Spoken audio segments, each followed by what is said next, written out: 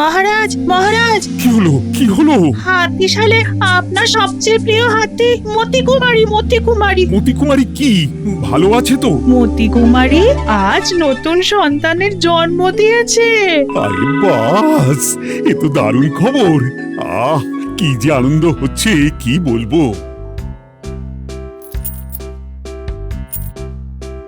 ধন্যবাদ মহারাজ, ধন্যবাদ। তোমরা সবাই মিষ্টি খাও, আচ্ছা মহারাজ। আর যাওয়ার পথে রাজবাড়ির পাচককে বলে দাও আজ রাজসভাসদদের জন্য রান্না করতে। ঠিক আছে মহারাজ।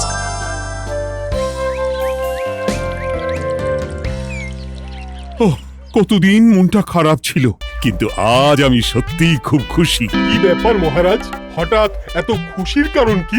আরে আরেকজন তো আসেনি, সে না আসলে কি করে বলি। এসে গেছি এসে গেছি, ঘাস বনে কাশফুল পেলাম, নিয়ে এলাম।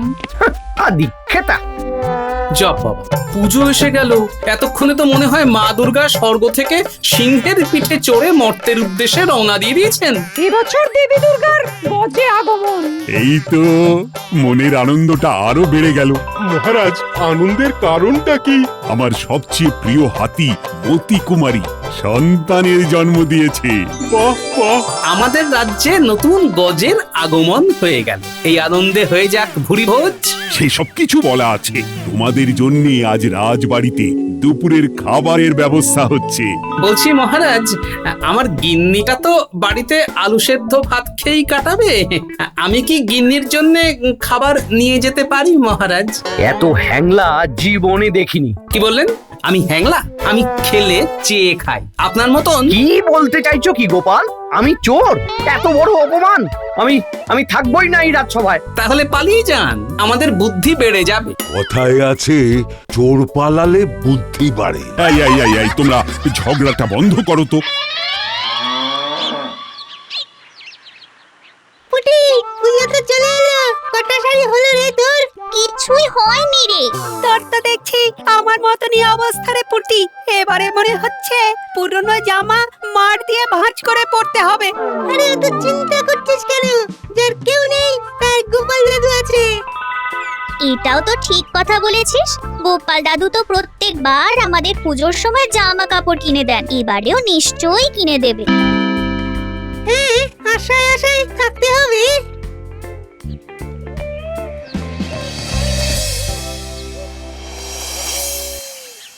দেখেছো, মানুষটার কোনো হুঁশ জ্ঞান নেই। একজন বাড়িতে না খেয়ে বসে আছে আর উনি এখনো বেপাত্তা। না না না না, আমি কি করে একা একা খেয়ে নেবো? এ হয় না। খাসা হয়েছে পোলাওটা। আহ, শুধু কি পোলাও? আলুর দমেরও কোনো তুলনা নেই। রাজবাড়ির রান্না বলে কথা, কোনো তুলনা হবে না। লজ্জা করে খাবে না কিন্তু, যা লাগবে চেয়ে নেবে। তাহলে এক কাজ করুন মহারাজ, আমাকে একটু বাটিতে করেও দিয়ে দিন, বাড়ি নিয়ে যাব। আহ, ওরকম ভাবে বলার কি আছে? আমি বৌমার জন্য খাবার নিয়ে যাবার ব্যবস্থা করে দিচ্ছি। ধন্যবাদ মহারাজ। এখন বাড়ির জন্যও নিয়ে যাচ্ছে। হ্যাঁ, আপনার না হয় গিন্নির জন্য তেমন দরদ নেই। আগামীকাল রাজসভায় কিন্তু কেউ দেরি করে আসবে না। কালকে সবাইকে পুজোর ভাতা দেওয়া হবে। এতক্ষণ খেয়ে দিয়ে পেট চওড়া হচ্ছিল, এবার তো আনন্দে আমার বুকটাও চওড়া হয়ে গেল।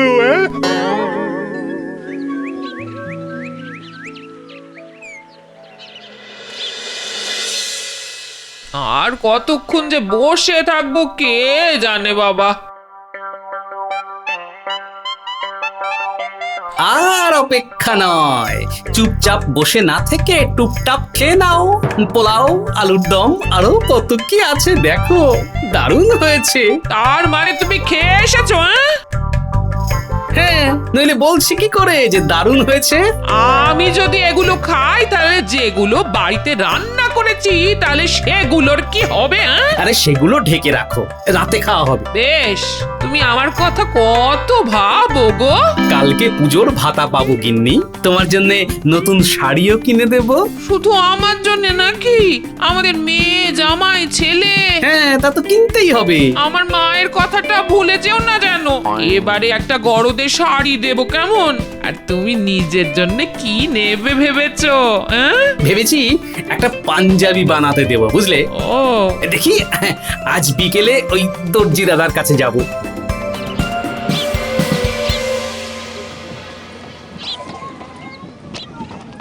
আরে ওই দেখ গোপাল দাদু। এই যে গোপাল দাদু কোথায় যাচ্ছে গো? এই একটু দর্জি দাদার দোকানে গেছিলাম, বুঝলি, এখন ফিরছি। সারা বছর তো দুটো ফতুয়াতেই কাটিয়ে দিই, তাই একটা পাঞ্জাবি বানাতে দিচ্ছি। দাদু বাহ, নিজের বেলা আন্টি ছুটি আর আমাদের বেলা দাঁত কপাটি। এরকম বলছিস কেন বলতো? তুমি বুঝতে পারছো না দাদু, পুজো চলে এলো, কদিন পরে তো মহালয়া। আর পুজোর আগে আমাদের ওপর তোমার একটা কর্তব্য থাকে, তাই না? হ্যাঁ, সেসব তো মনে আছে। কালকে মহারাজের কাছ থেকে অর্থ পাবো, তারপর দোকানে যাব, তারপর তো তোরা পাবি। কিন্তু তুমি যে পাঞ্জাবি বানাতে দিলে। আরে আমি কি পাঞ্জাবি বানানোর মজুরি দিয়ে দিয়েছি নাকি? আগে হাতে পাবো, তারপর মজুরি দেব। তাহলে ঠিক আছে, এবার তাহলে তুমি বাড়ি যেতে পারো।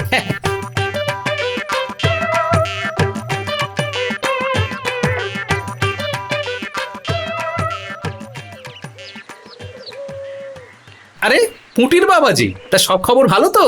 আর ভালো বলি কি করে বলো, এবারের ফলনের যা অবস্থা, ধান বেচে তেমন আয় হয়নি। পুজোয় ছেলে মেয়েগুলোকে কিছু কিনে দিতে পারবো বলে মনে হয় না। সে কি গো, তোমার এই অবস্থার কথা আমি তো জানিই না।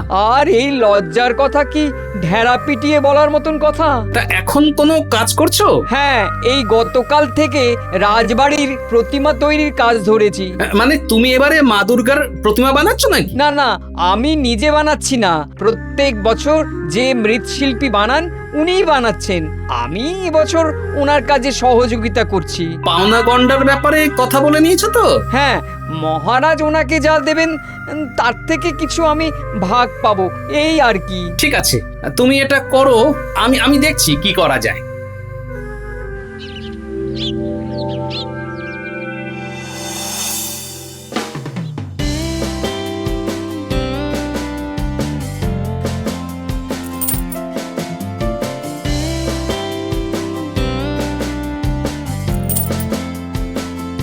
গোপাল চলে এসো।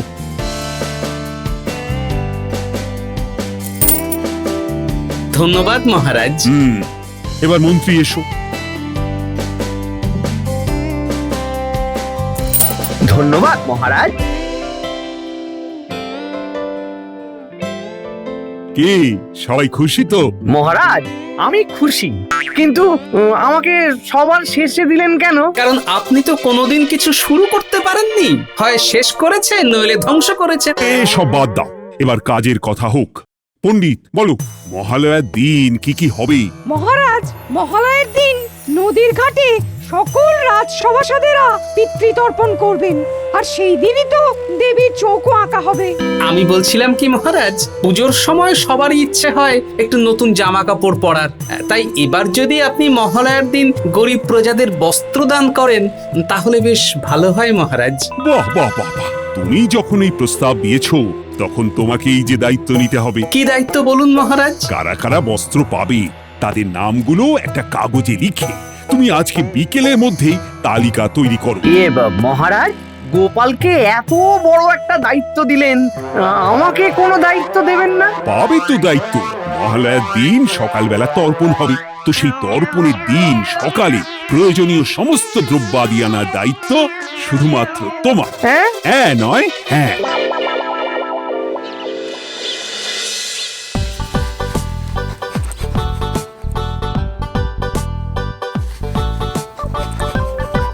বলি তুমি সেই রাজবাড়ি থেকে ফেরার পর থেকে কি হিজিবিজি লিখে চলেছো বলো তো? আরে হিজিবিজি না, নাম, গ্রামবাসীদের নাম লিখছি। কেন গো? মহালয়া। মহালয়া তো আর 3 দিন পর। হ্যাঁ, সেদিন রাজবাড়িতে গ্রামবাসীদের বস্ত্রদান হবে, তাই মোটামুটি একটা হিসেব করে নিচ্ছি কতজন বস্ত্র পাওয়ার যোগ্য। এই ব্যাপার।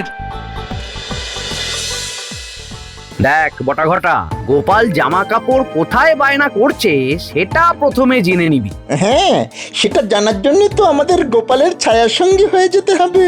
হ্যাঁ, তাই হবি। কিন্তু তার জন্য কিছু ওই জল পানি সব দেওয়া হবে, সব দেওয়া হবে, অনেক রোজগার হবে। শোন, আমার মাথায় একটা বুদ্ধি আছে। কি বুদ্ধি?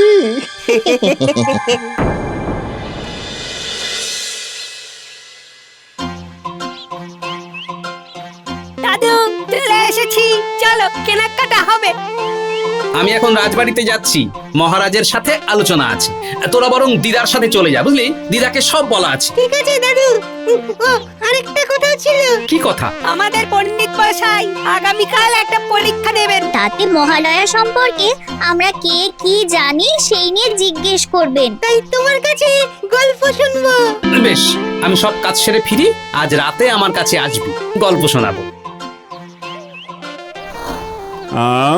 মোট 170 জন। হ্যাঁ মহারাজ। তা তুমি এত তাড়াতাড়ি এই হিসেবটা কি করে করলে? সেই জন্যই তো আমার নাম গোপাল ভাঁড় মহারাজ। আরে হেয়ালি না করে বলো। দেখুন মহারাজ, আমাদের রাজ্যে যারা ভাগ চাষী আছে তাদের এবারে তেমন রোজগার হয়নি, তাই আমি তাদের আর তাদের পরিবারের সদস্যদের নাম লিখে দিয়েছি। কেন? কারণ এবারে চাষাবাদ তেমন ভালো হয়নি মহারাজ, তাই অনেক ভাগ চাষী অন্য কাজে যোগ দিয়েছে। যেমন এই ধরুন না, পুটির বাবাই তো রাজবাড়িতে প্রতিমা তৈরির কাজে সাহায্য করছে। ও হ্যাঁ, তাই তো। আচ্ছা, তুমি তাহলে এক্ষুনি বড় পাইকারি দোকানে চলে যাও, আর কটা জামা কাপড় কি প্রয়োজন বলে কিছু অগ্রিম দিয়ে এসো। আচ্ছা মহারাজ, আমি একটা পাইকারি দোকান চিনি, এখান থেকে একটু দূরে, কিন্তু ওদের ওখানে জামা কাপড়ের মান খুবই ভালো মহারাজ। বেশ, মহালয়ার আগের দিন রাজবাড়িতে সব জামা কাপড় নিয়ে এসে খাজাঞ্চির কাছে জমা দিবে, বাকি দায়িত্ব ওই সামলে নিতে পারবে। যথা আজ্ঞা মহারাজ। এই না, তুমি এটা দিয়ে অগ্রিম দাও, বাকি অর্থ যেদিন নিয়ে আসবে সেদিন দেবে। ঠিক আছে মহারাজ।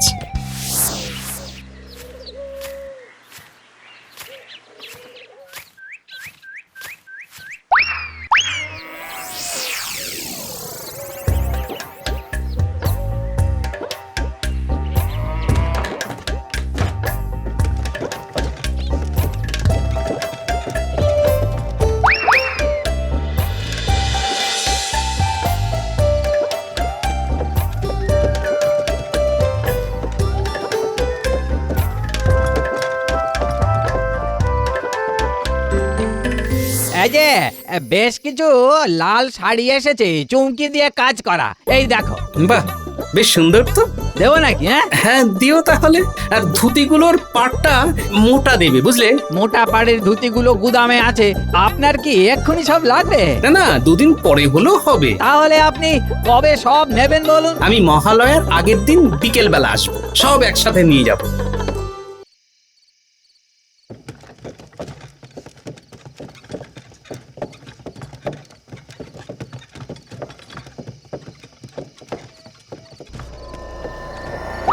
আরে আরে, চেনা চেনা লাগলো মনে হয়।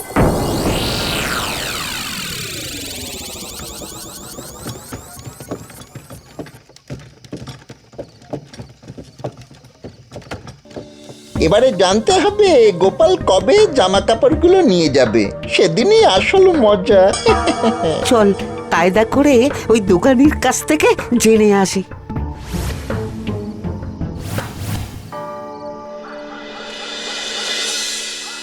তোমার পছন্দের থেকে দিদার পছন্দ অনেক অনেক ভালো।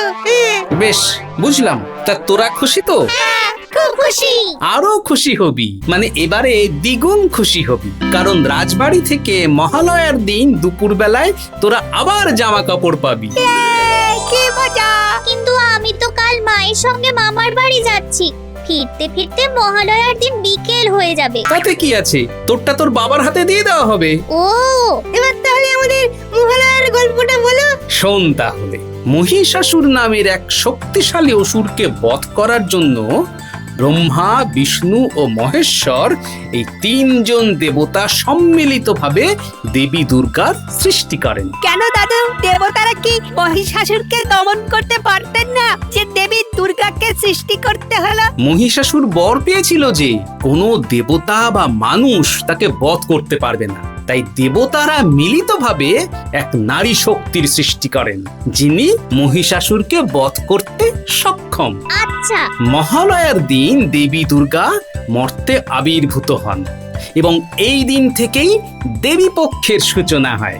দাদু ওই বাবা বলছিল তর্পণ করবে, সেটা কি জন্যে? শোন, মহালয়ার দিনটি পিতৃপুরুষদের উদ্দেশ্যে তর্পণ করা হয়, যা পূর্বপুরুষদের আত্মার শান্তি কামনায় করা হয়।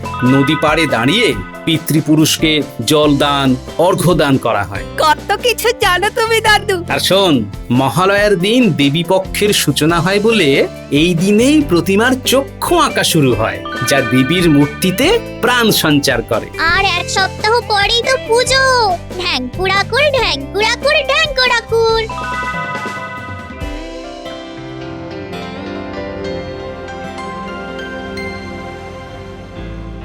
তাহলে দেবীর প্রতিমা প্রস্তুত হলো। আগে হ্যাঁ মহারাজ, তবে আমি একা হাতে কাজ করলে এত তাড়াতাড়ি করতে পারতাম না। মহারাজ, আমি মহালয়ার আগের দিন সন্ধেবেলা সব জামা কাপড় পেয়ে যাব। আপনি তাহলে তালিকা অনুযায়ী সবার ঘরে ঘরে গিয়ে আমন্ত্রণ জানানোর ব্যবস্থা করুন মহারাজ। হ্যাঁ, আমি এক্ষুনি দুজন প্রহরীকে বলছি। তাহলে এখন আমি আসি।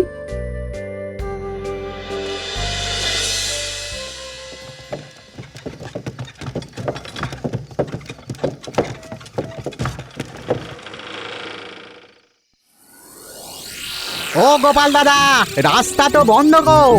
হ্যাঁ, বড় বড় গাছের গুঁড়ি পড়ে আছে, তোমাকে একটু সাহায্য করতে হবে। নিশ্চয়ই, আমি নামছি।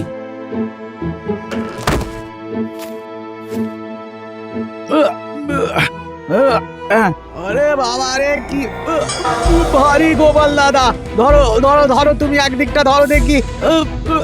আমি আমি আর একদিকটা ধরছি।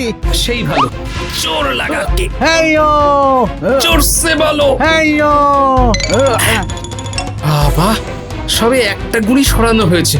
কে জানে বাবা, কে বদমাইশি করেছে। এই পিছনে গাড়ির ওখানে একটা আওয়াজ হলো না? আমিও শুনলাম, চলো তো। সর্বনাশ!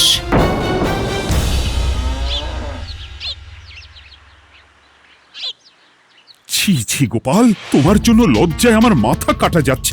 মহারাজ, আমি বুঝতে পারিনি। যখন দায়িত্ব সামলাতে পারো না, তখন দায়িত্ব নাও কি করতে। মহারাজ, গোপালকে এক্ষুনি তাড়িয়ে দিন।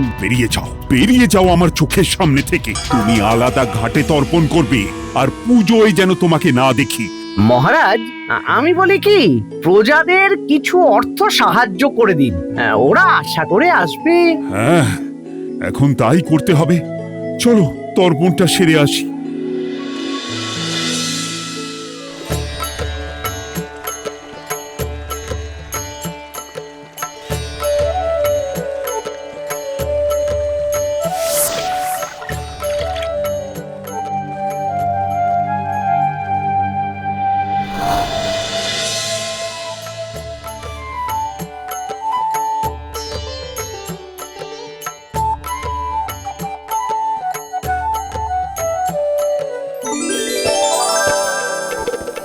দেবীর চক্ষুদান সম্পন্ন হলো। বেশ, আজকে দুপুরে এখানেই তো বস্ত্রদানের কথা ছিল, কিন্তু অনিবার্য কারণবশত সকলকে অর্থ দান করা হবে।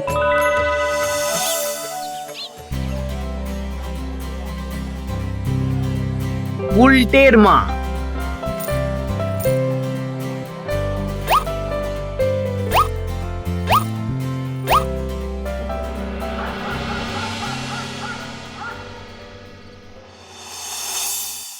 আমি কি অপরাধ করেছে বলো তো গিন্নি? আমার মনে হয় নির্ঘাত তোমাকে ফাঁসানো হয়েছে। হ্যাঁ দাদু দাদু দাদু, এই দেখো আমার নতুন শাড়ি মামা দিয়েছে।